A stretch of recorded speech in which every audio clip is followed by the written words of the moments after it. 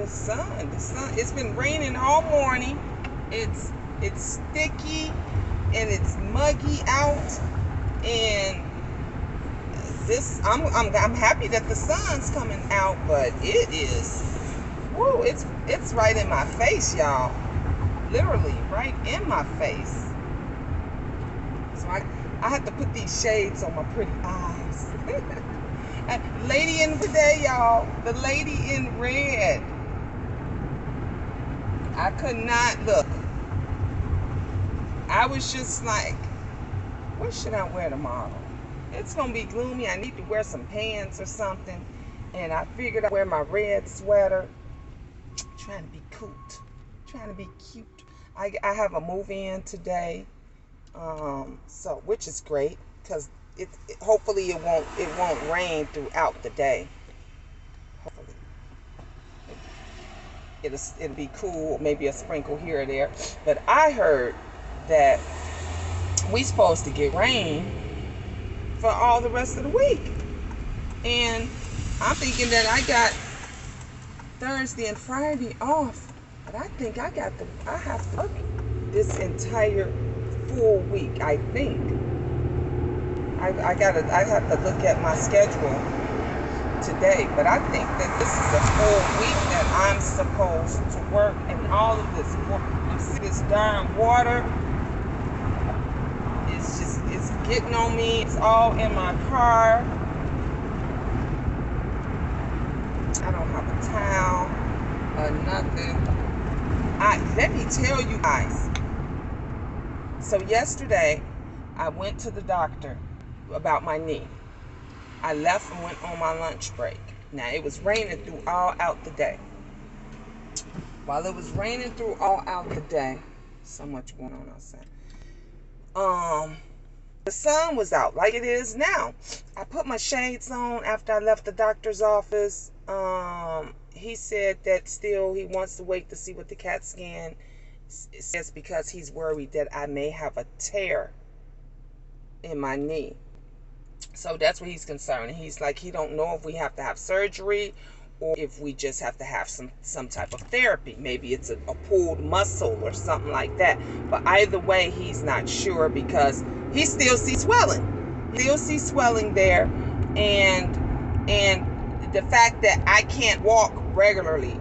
And his second concern is I'm putting too much pressure on my right leg, because now I'm using my right leg for everything, because that's the stronger leg. So I use that leg to lift this leg up. It's just a whole bunch of stuff. So he says, I'm concerned because if you keep using your right leg for too much, and if you put too much pressure on that leg, then you may start having issues with the right leg.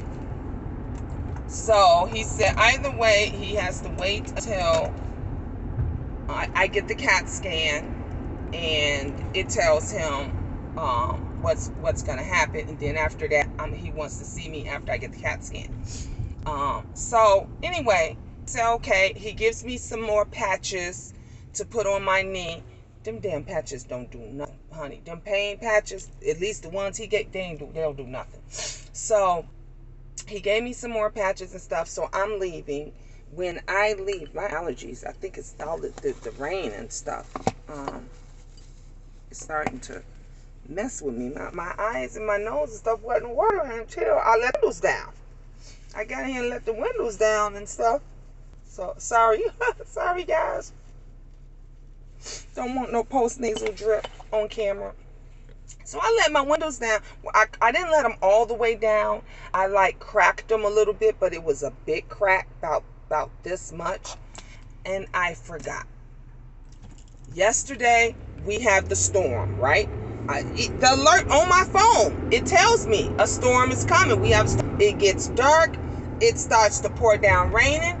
It stopped. I think it did it about 3 times. 2-3 times it did it. It stopped. It started. Was like, the damn sun coming out again. Sun came back out. Everything. The entire time, it still didn't occur to me. I didn't realize that I forgot my windows down. You guys.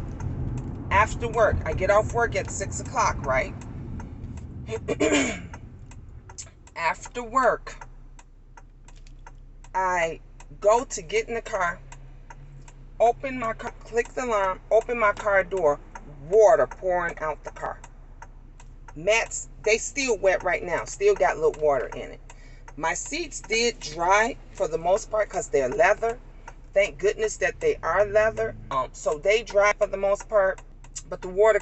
So my work bag, back in the office, I these in the office. Like, oh my God, Gina, more concerned of the art. The good thing about it is it started right up. I have a problem with it. Started right up. When I realized I forgot work bag, I turned the car off, went back into the office to get my bags when I told them what happened. And I said, well, it started up. I said I turned it off to come back inside. So hopefully when I go back out, it'll start right back up and it'll be good. They were like, well, just let us know that you made it home safe and everything. And it got me home, no problem. This morning, she started up perfectly with no problem. I'm just like, Gina, you gotta relax. Remember I was telling you guys yesterday, like, take care of yourself. Like, I was telling my son, my oldest son, because he's going through some relationship issues, and the girl wind up pouring bleach on a lot of his clothes, new clothes, shoes, expensive stuff. She wind up pouring bleach and stuff on him because she mad. So he said he wanted to do tit for tat. He wanted to pour bleach on all her stuff. I'm telling him, his kid's mom, we all telling him, don't do that. Don't. It's not even worth it. What you need to do is get your shit and leave. Just grab your shit. So I'm basically telling him, sometimes things that you go through and everything, it's a lesson learned. It's a life lesson. You've been saying for the longest, you knew you should have left her like a long time ago. Things was really over with.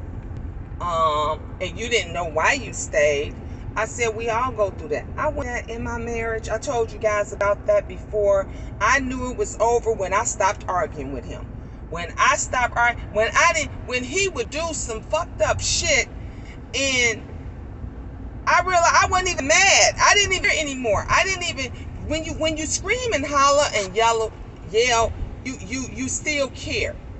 The second when you stop screaming, when you stop yelling, when you just have that, okay.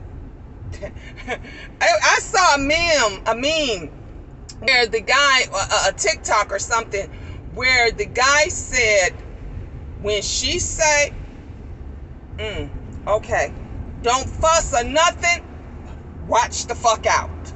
Watch out. And I'm telling you guys, for you guys right now that you are giving your women the flux, you know you fucking up. You know the shit that you do. I'm telling you guys right now, for those, when she stops yelling at you, when it gets to the point that she don't even yell, fuss, when it gets to that point that she don't even say, where you been? What time? And that's what you used to. Every time you come in the house, whether it's from work, with your friends, with your children, no matter what, every time you walk in the house, she say, where you been? And that one day, she don't ask, and you ask her something, and she say, okay. That's it. Be afraid. Be very afraid, because that means she's gone. She's gone. She's getting her shit and she's leaving her. She doesn't even have the strength to even argue or fight with you anymore. And so when my son said, when he was talking to his friend, because guys, most guys with their head on straight is gonna say to him, bro, don't do it. That tick for tat ain't even worth, because y'all know women are slime. Women, we treacherous. You try to start doing that tit for tat, I told him that it could get very ugly. So his other friend said, yeah, do it. She did it to your shit. This kid's mother, who was a smart girl, and me and others was telling him, don't do it. It's not worth it. Get your shit, what's left of your stuff, everything, get it and leave. Pack up. And he has the mentality, just like a man. I see his dad in him. He has the mentality. I pay rent. I'm good till the end of the month. Y'all guys is something else. Y'all don't sit back and think about all the things that the women do. And I'm pretty sure, let me tell you something. I know my son, I said every girl he gets with, I always say he's not a husband, he's not husband material. He's not ready to be a husband. He likes a lot of women. He likes a lot of women. And he said it. He admitted, he said, I fucked up. He said, I fucked up. I knew I fucked up. That's most guys, when they not ready to settle down, no matter what they tell you, how many, baby, I ain't gonna do it no more. They gonna do it again. When they say they ain't do it, they gonna do it again. And I just tell him, you need to be honest. I told him, I said, I'm dating. I said, but I let the guy know, whoever it is, I'm dating now. We ain't no couple. We not together. Cause I knew I wasn't ready for that. Like when I told you guys the relationship that I was in, and I was telling you guys that the guy started being too demanding, and I'm not ready for that. Being in a relationship, no. So I knew I gotta let it go. But you guys gotta start being honest. Stop making these women think they the only ones. Stop making them think that you love them so. And he said, I stopped being with her. I love her. I got love for her. At one time, I really wanted to be with her, but I still was fucking up. And then, but now it got to that he says, now, Mom, I can't stand her. He's like, I hate her. I said, see, that hate is such a strong word. When you got hate for somebody, that's why I told him, I said, do that tit for tat, because y'all will be doing tit for tat. And that's how a lot of domestics start to turn real serious, because women want to go get knives and shit, and somebody pull out a gun or something. It can be brutal. And it can be fatal. And I said, get your stuff, put it in a storage, or take it, back to your buddy's house. So I'm helping him find an apartment and everything. And I told him, I said, and I'm gonna tell you again, like I told him before, get your own apartment, get your own place, pay your own rent, your own bills. If you want to go and trick off, if you want to be with this chick, that chick, if you feel you want to play house over here for a little while, do that. But then when shit starts getting tough or strong or whatever the case may be, you can take your ass back home. You can take them back. So I say, you will be amazed how many women will be honest with you and say, well, shit, nigga, I ain't looking for a relationship neither. I just want to, we see each other when we see each other. We kick it when we kick it. We don't. It is what I like this little arrangement. Y'all go out to dinners. You men are so shady. And I'm talking about my son too. So don't think I'm not talking about him. Because see, I'm not that woman or that mother that always sides with her son when you know he fucked up. When you know he'll fuck up. I don't do. Wrong is wrong and right is right. And I know my son did a lot of stuff. And and that girl, she had her issues too. Because I told y'all before, I had it out with her and she called me all kind of. I got cool with her when she disrespected me. And let me tell you something. When my kids' dads, when we be with them, and they mothers would get pocket, I would say, it's time for me to go. Let me grab my shit. It's time for me to go. Never ever did I disrespect them. I let them know, you're not going to disrespect me. I'm not going to sit here and let you call me names or do this, because I'm grown. But I was never ever disrespectful. When she called me a bitch and called me out my name, and he still stuck with her, this is what you get. You see how karma works? You see how this when he was with his other baby's mom, and I got into it where she did the same thing.